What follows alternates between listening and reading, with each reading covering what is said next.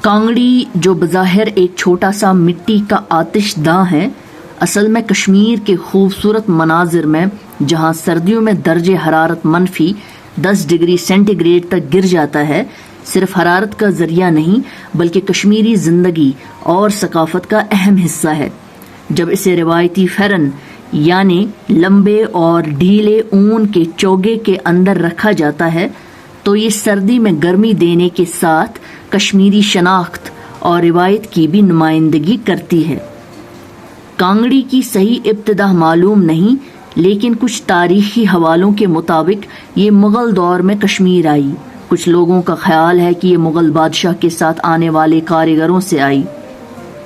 کانگڑی صرف حرارت دینے والی چیز نہیں بلکہ ایک ثقافتی نشانی ہے۔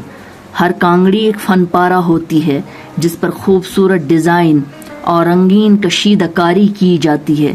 یہ اکثر شادیوں اور خاص مواقع پر تحفے کے طور پر بھی دی جاتی ہے۔ کانگڑی مہمان نوازی کی بھی علامت ہے کیونکہ یہ مہمانوں کو خوش آمدید کہنے کے لیے استعمال ہوتی ہے۔ اس طرح یہ کشمیری لوگوں کے میل جول اور محبت کو ظاہر کرتی ہے۔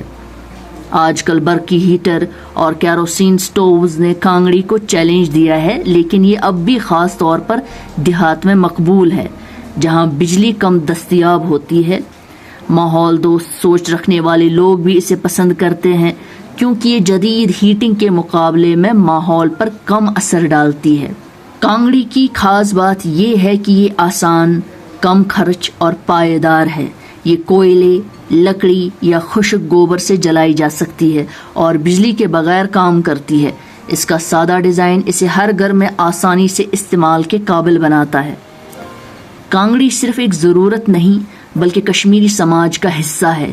یہ محفلوں میں لوگوں کو اکٹھا کرتی ہے جہاں وہ اس کی گرمی کے گرد بیٹھ کر باتیں کرتے اور کہانیاں سناتے ہیں۔ وقت کے ساتھ کانگڑی نے بھی تبدیلی دیکھی ہے۔ پہلے یہ مٹی، لکڑی یا دھات سے بنتی تھی، لیکن اب زیادہ تر ہلکی اور مضبوط مٹی کی کانگڑیاں بنائی جاتی ہیں۔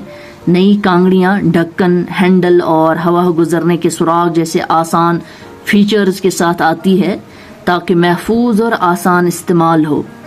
کانگڑی کشمیری ورثے کی ایک اہم علامت ہے۔